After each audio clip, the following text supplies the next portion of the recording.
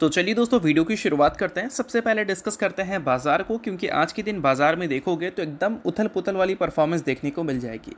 Nifty हमें 1% 1.25% से ज़्यादा गिरता हुआ नजर आ जाएगा, और वही सेंसेक्स की बात करें तो यहाँ पर गिरावट हमें मात्र 0.3% की दिख रही है। तो निफ्टी ज़्यादा गिरा है, सेंसेक्स कम। इसके रीजंस क्या हैं? कल के दिन भी ऐसा ही हुआ था। निफ्टी में हमें 1.5% से ज़्यादा की तेज़ी दिखी थी, बट सेंसेक्स में हमें वैसी तेज़ी देखने को नहीं मिला था। तो बाजार हमेशा ऐसा परफॉर्म करता हुआ नहीं दिखता है कि निफ्टी ज़्यादा भाग रहा है, सेंसेक्स कम भाग रहा है। ऊपर नीचे होता है, बट वो बहुत माइनर होता है। बट अब तो बहुत ही ज़्यादा हमें अलग परफॉर्मेंस देखने को मिल रही है निफ्टी और सेंसेक्स दोनों का। तो इसके पीछे के रीजंस क्या हैं वो हम लोग इस वीडियो में समझेंगे।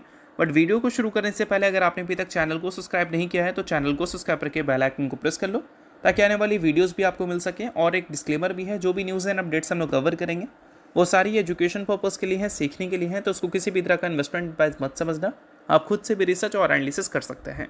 अब दोस्तों वीडियो में आगे बढ़ने से पहले बात कर लेते हैं सेबी रजिस्टर्ड टेलीग्राम चैनल के बारे में, जिसको आप ज्वाइन कर लो। लिंक इसका डिस्क्रिप्शन में दिख जाएगा। ज्वाइन करने का सबसे बड़ा बेनिफिट ये है कि जिस हिसाब से मार्केट में अप्स एंड डाउन दिख रहा है, ऐसे टाइम पे हर दूसरी कंपनी के एनालिसिस बहुत ज़्यादा इंपॉर्टेंट है। तो यहाँ पर आपको सभी कंपनी के टेक्निकल्स को एनालिसिस कर अपडेट होता हुआ देखने को मिल जाता है, जो कि हर किसी के लिए काफ़ी ज़्यादा यूज़फुल है।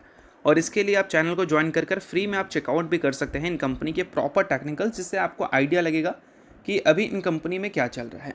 तो without wasting any time, link description में है, लिंक की तरफ जाकर चैनल को फ्री में ज्वाइन कर लो।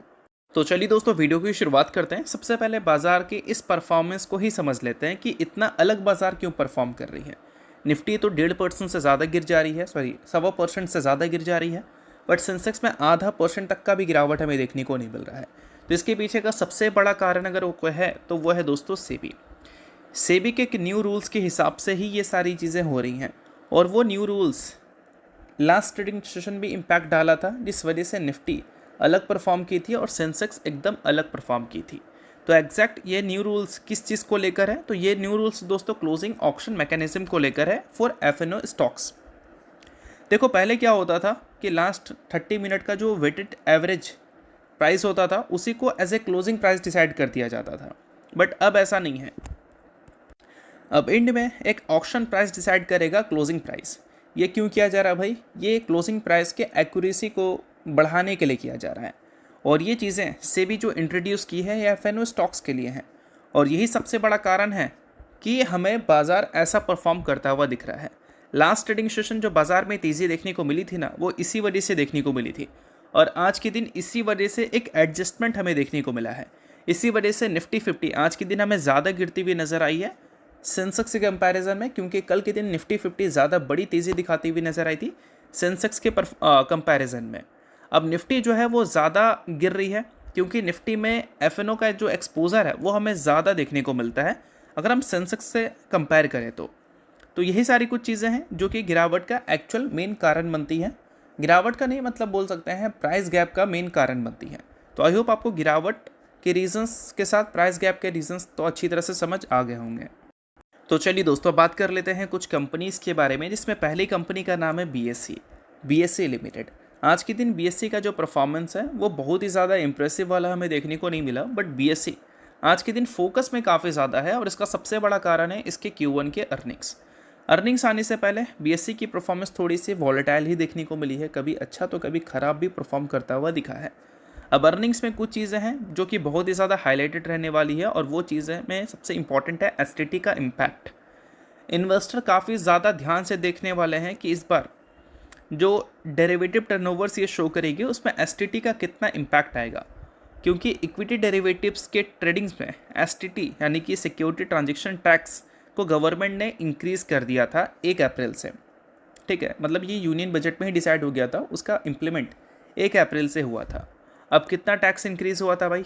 तो फ्यूचर्स के लिए 0.05% कर दिया गया था सेल साइड के लिए, और यही पहले नंबर 0.02% था।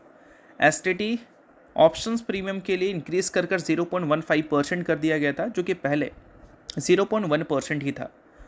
और एसटीटी की बात करें तो ऑप्शंस के लिए 0.15 कर दिया गया है, जो कि पहले 0.125% ही हमें देखने को मिल रही थी।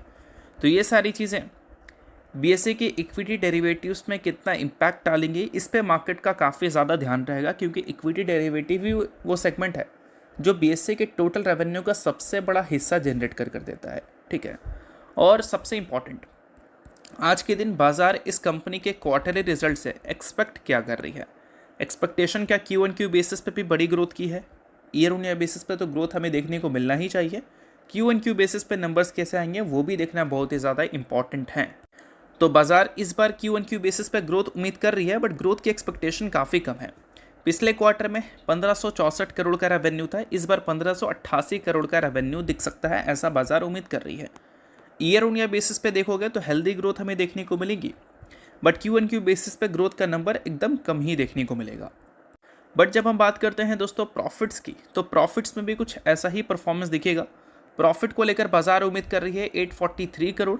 ईयर ऑन ईयर बेसिस पे अगर देखोगे तो ग्रोथ हमें हेल्दी देखने को मिल सकती है, but Q on Q basis पे जब हम ध्यान देते हैं तो यहाँ पर ग्रोथ हमें थोड़ी कम देखने को मिलेगी ईयर ऑन ईयर बेसिस के कंपैरिजन में।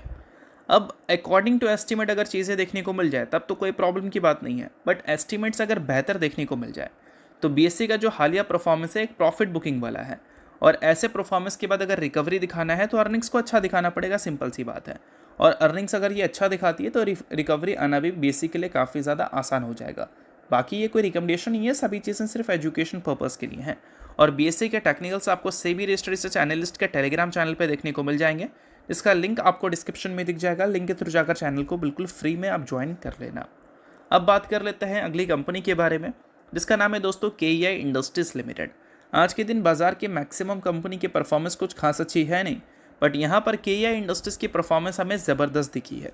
और वो ज़बरदस्त परफॉर्मेंस कैसी है भाई, तो वो ज़बरदस्त परफॉर्मेंस हमें 5% तक भी दिख रही थी, और एक टाइम पे 7% तक भी देखने को मिल रही थी। इसका सबसे बड़ा कारण है इसके अर्निंग्स में जो प्रॉफिट्स हैं वो 40% से ग्रो करती हुई नजर आई है, और बोर्ड ने अप्रूव कर दिया है कैपेसिटी एक्सपेंशन 700 करोड़ रुपए का। 700 करोड़ रुपए का अप्रूवल बोर्ड ने इसके दे दिए हैं कैपेसिटी को बढ़ाने के लिए, यानी कि जो कंपनी के प्रोडक्शन कैपेसिटी है उसको बढ़ाने के लिए, ज़्यादा प्रोडक्शन करने के लिए कंपनी के बोर्ड ने 700 करोड़ का अप्रूवल दे दिया है। और इसके साथ अगर हम एक्सपेक्टेशंस के हिसाब से देखें कि इस Q1 की अर्निंग्स एग्जैक्ट है कैसे, तो उसमें कुछ चीज़ें हमें इंप्रेस करती हैं तो कुछ चीज़ें हमें थोड़ी चौंकाती भी हैं। जब बात करते हैं नेट प्रॉफिट की, तो 40.1% से ग्रो की है। 274 करोड़ का नेट प्रॉफिट इसने शो किया है, जो कि एस्टिमेट थी 253 करोड़ की ही। और मार्जिन्स की दोस्तों बात करें तो प्रॉफिट आफ्टर टैक्स उसका मार्जिन्स अगर देखोगे तो वो इम्प्रूव होकर 8.61% रिपोर्ट हुई है, जो कि पिछले साल के Q1 में 7.56% ही थी। और रेवेन्यू फ्रॉम ऑपरेशंस एक्सपेक्टेशंस को मिस करता हुआ नजर आया है। 3283 करोड़ की एक्सपेक्टेशन थी, 3185 करोड़ ही इसने दिखाया है। रेवेन्यू में हमें 23% की ग्रोथ फिर भी देखने को मिल रही है। तो मार्जिन एक्सपैंड हुआ है, इस वजह से रेवेन्यू के कंपैरिजन में प्रॉफिट ग्रोथ ज़्यादा बेहतर है। और इबिट्टा अगर देखोगे तो 53.4% से हमें ग्रो करता हुआ नजर आया है। और इबिट्टा को लेकर जो एस्टिमेट थी वो 357 करोड़ की थी, बट रिपोर्ट हुआ है 396 करोड़, सिर्फ और सिर्फ इबिट्टा मार्जिन के बढ़ने की वजह से और प्रॉफिट मार्जिन के बढ़ने की वजह से। इबिट्टा मार्जिन 10% से सीधा बढ़कर हमें 12% तक आता हुआ दिख चुका है। 200 बेसिस पॉइंट की रिकवरी दिखी है, या फिर बोल सकते हैं एक्सपेंशन देखने को मिली है। और 200 बेसिस पॉइंट नहीं, यहाँ पर मेंशन है 155 बेसिस पॉइंट, हो सकता है एग्जैक्ट नंबर कुछ और होगा, बट अभी बढ़कर 12% तक वो हो चुका है। मार्केट उम्मीद कर रही थी 10.9% का इबिट्टा मार्जिन, बट उससे काफ़ी बेहतर इसने रिपोर्ट कर दिया है। Domestic wires and cable segment का परफॉर्मेंस देखोगे तो वहाँ पर 29.31% की ग्रोथ हमें ईयर ऑन ईयर बेसिस पे देखने को मिल रही है। एक्सपोर्ट सेल्स डेटा देखोगे केबल्स एंड वायर्स का, तो वहाँ पर 7.29% की डिक्लाइन देखने को मिलेगी। खैर, इससे आने वाला रेवेन्यू काफ़ी कम है, इस वजह से इसका कोई मेजर इम्पैक्ट कंपनी के अर्निंग्स में दिखता नहीं है। बट अगर वो आने वाले कल में बड़ा कंट्रीब्यूशन प्ले करने लगेगा तो केईआई इंडस्ट्रीज़ के लिए ये बहुत अच्छी बात होगी। तो यही सारी चीज़ें हैं जो कि आज के दिन केईआई इंडस्ट्रीज़ को ऊपर ले जाने में हेल्प की हैं। तो अगली कंपनी की बात कर लेते हैं, जिसका नाम है TD पावर सिस्टम। हाल ही में कंपनी के बोर्ड ने अर्निंग्स को रिपोर्ट किया था, उसके साथ 1:2 के रेशो में स्प्लिट की भी अनाउंसमेंट की थी, जिसमें एक शेयर के बदले इसने 2 इक्विटी शेयर देने का फैसला किया था। सो TD पावर सिस्टम के अगर आप शेयर होल्डर हैं तो इस न्यूज़ को आप नोट कर सकते हैं, शेयर होल्डर नहीं आप इग्नोर कर सकते हैं। न्यूज़ थी, इस वजह से मैंने बता दिया, बाकी ये किसी भी तरह का रिकमेंडेशन नहीं है। तो होप करता हूँ ये वीडियो आपको अच्छा लगा होगा। लाइक कीजिए, पहली बार सब्सक्राइब कीजिए। वीडियो के लिए बहुत बहुत शुक्रिया।